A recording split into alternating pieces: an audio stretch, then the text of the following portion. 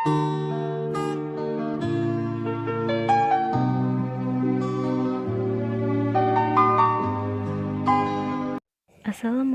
warahmatullahi wabarakatuh. Alhamdulillahirrabbilalamin.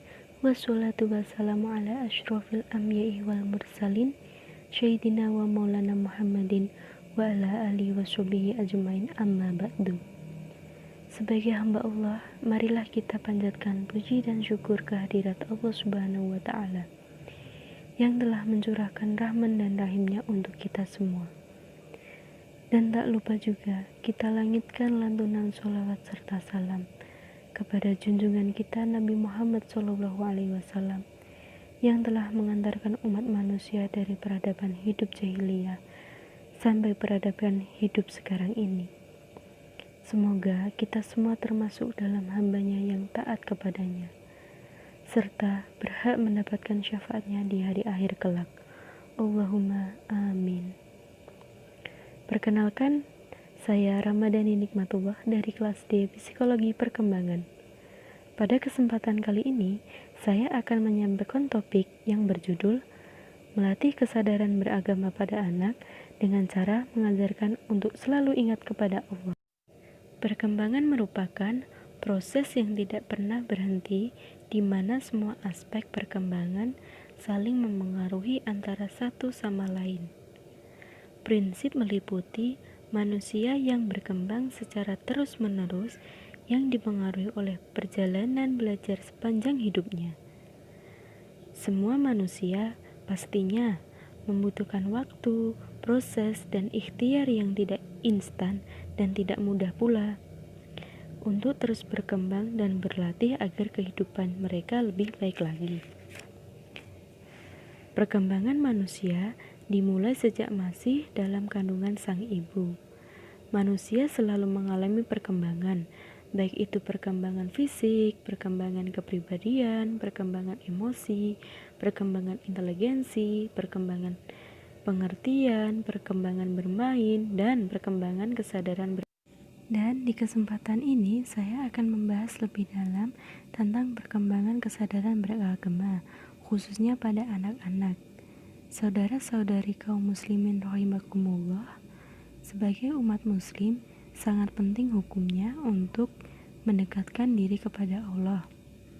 Tidak harus menunggu tua terlebih dahulu untuk mendekatkan diri kepada Allah, tetapi bisa dilakukan sejak masih anak-anak atau sebelum balik, maupun saat masih berada di dalam kandungan sang ibu. Ada beberapa pertanyaan yang sering saya dengar dari ibu-ibu, seperti bagaimana caranya mengajarkan anak untuk selalu ingat kepada Allah. Pertanyaan yang bagus ya. Nah, di awal tadi kan saya sudah bilang, jika semua perkembangan manusia membutuhkan waktu, proses, dan ikhtiar, termasuk juga perkembangan kesadaran beragama. Kesadaran beragama bisa diajarkan sejak anak masih dalam kandungan sang ibu dengan berbagai cara. Misalnya, saat ibu sedang hamil, dibiasakan untuk mendengarkan lantunan ayat suci Al-Quran atau membaca buku-buku Islami. Bisa juga dengan mengajarkan ceramah, mendengarkan ceramah, dan sebagainya. Namun, hal itu masih bersifat memperkenalkan dan tidak langsung.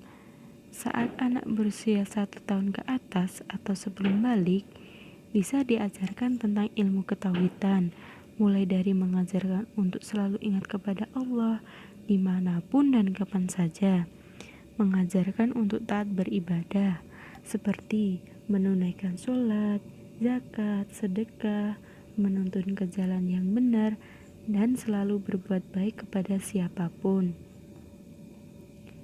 Saat masih anak-anak, memang waktu yang tepat untuk mendidik, mulai dari hal yang kecil sampai hal yang benar-benar wajib untuk dilakukan. Karena saat usia anak-anak atau sebelum memasuki masa remaja, mereka masih sangat membutuhkan peran kedua orang tua dalam perkembangannya.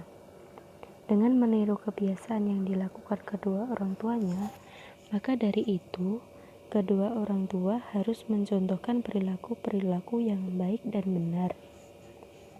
Dengan mengajarkan ilmu ketauhidan sejak masih anak-anak, dapat memperkuat tingkat keimanan dan senantiasa akan selalu ingat kepada Allah. Sebagaimana yang terdapat pada pesan Luqman Hakim dalam Al-Quran ayat 13-19. Surah Luqman merupakan petunjuk bagaimana seorang ayah memberikan nasihat kepada anaknya. Dan di sini saya akan membacakan ayat 13 pada surah Luqman. A'udzubillahi minasyaitonirrajim. Bismillahirrahmanirrahim. Wa idza qala Luqmanu li banihi wa huwa ya'idhuhu ya bunayya la tusyrik billah inna asyirka lahulum adzim. Dan ingatlah ketika Luqman berkata kepada anaknya, ketika dia memberi pelajaran kepada anaknya, wahai anakku, janganlah engkau menyekutukan Allah.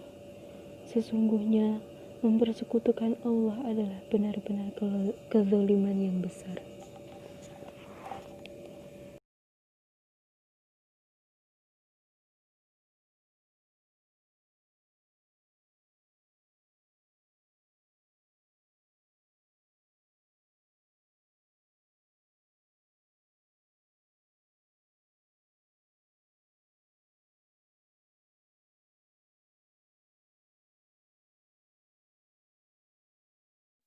Dengan mengajarkan beragama yang baik dan benar, hal itu juga termasuk memerintahkan anak untuk berbuat kebaikan.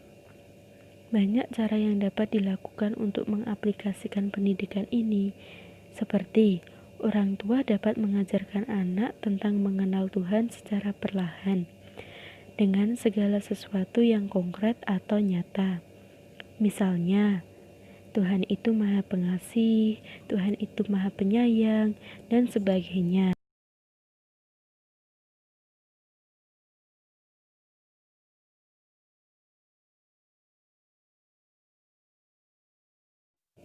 Seperti sikap cinta seorang penyair sufi perempuan yang terkenal pada abad ke-8 Masehi, yaitu Robiah al-Adawiyah, yang terdapat pada syair, Ya Allah, jika aku menyembahmu karena takut pada neraka, maka bakarlah aku di dalam neraka.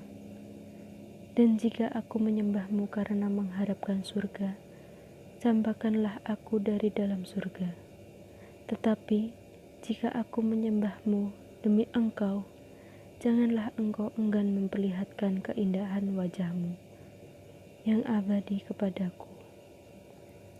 Cinta Robiah kepada Allah sebegitu kuat membelenggu hatinya, sehingga hatinya pun tidak mampu untuk berpaling kepada selain Allah.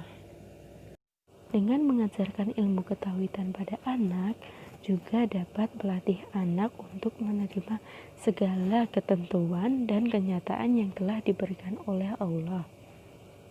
Meskipun tidak sesuai dengan angan-angan yang diinginkan, walaupun sudah berikhtiar dan berdoa, karena kita sebagai manusia hanya sebatas menyusun rencana, berikhtiar, usaha, dan berdoa. Mengenai hasil menjadi urusan Allah. Seperti ucapan Kanjeng Nabi, In lam takun alla yahud lobun falla ubali.